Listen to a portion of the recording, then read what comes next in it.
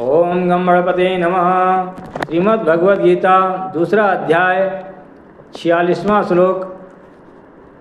यावानर्थ उत्पाने सर्वतः संप्लुतोदके तवान् सर्वेषु वेदेषु ब्राह्मणस्य विजानतः कर्मण्येवाधिकारस्ते मा फलेषु कदाचन मा कर्मफल हेतुर्भुर्मा ते संगो अस्त्व कर्मणि।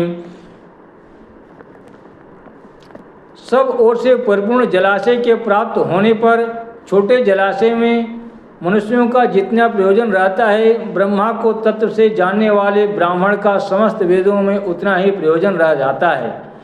तेरा कर्म करने में ही अधिकार है, उसके फल में कभी नहीं।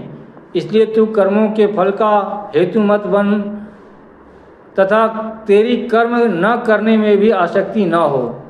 योगस्था कुरु कर्माणि संगत त्यक्त्वा धनंजय सिद्धे सिद्ध्यो समो भूत्वा समत्वम योग उच्यते। हे धनंजय, तू आसक्ति को त्याग कर तथा सिद्धि और असिद्धि में समान बुद्धि वाला होकर योग में स्थित हुआ कर्तव्य कर्मों को कर, समत्व ही योग कहलाता है।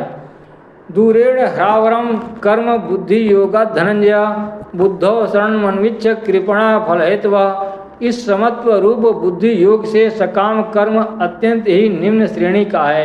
इसलिए हे धनंजय, तू सम बुद्धि में ही रक्षा का उपाय ढूंढ, अर्थात बुद्धि योग का ही आश्रय ग्रहण कर, क्योंकि फल के हेतु बनने वाले अत्यंत दीन हैं। बुद्धि युक्तो जहाति उभे सुकृत दुष्कृते तस्मात् धोगाय उज्जस्व योगा कर्मसु कौशलम। समबुद्धि युक्त पुरुष पुण्य और पाप दोनों को इसी लोक में त्याग देता है, अर्थात उससे मुक्त हो जाता है।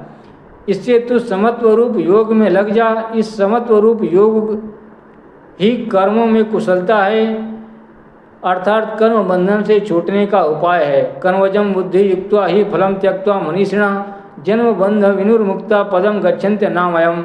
क्योंकि समबुद्धि से युक्त ज्ञानी जन कर्मों से उत्पन्न होने वाले फल को त्याग कर जन्म रूप बंधन से मुक्त हो निर्विकार परम पद को प्राप्त हो जाते हैं। यदा ते मोह कलिलम बुद्धिर्व्यतिरिष्यते तदा गंतासि निर्वेदम श्रोतव्यस्य श्रुतस्य च। जिस काल में तेरी बुद्धि मोह रूप दलदल को भली भांति पार कर जाएगी, उस समय तू सुने हुए और सुनने में आने वाले इस लोक और परलोक संबंधी सभी भोगों से वैराग्य को प्राप्त हो जाएगा।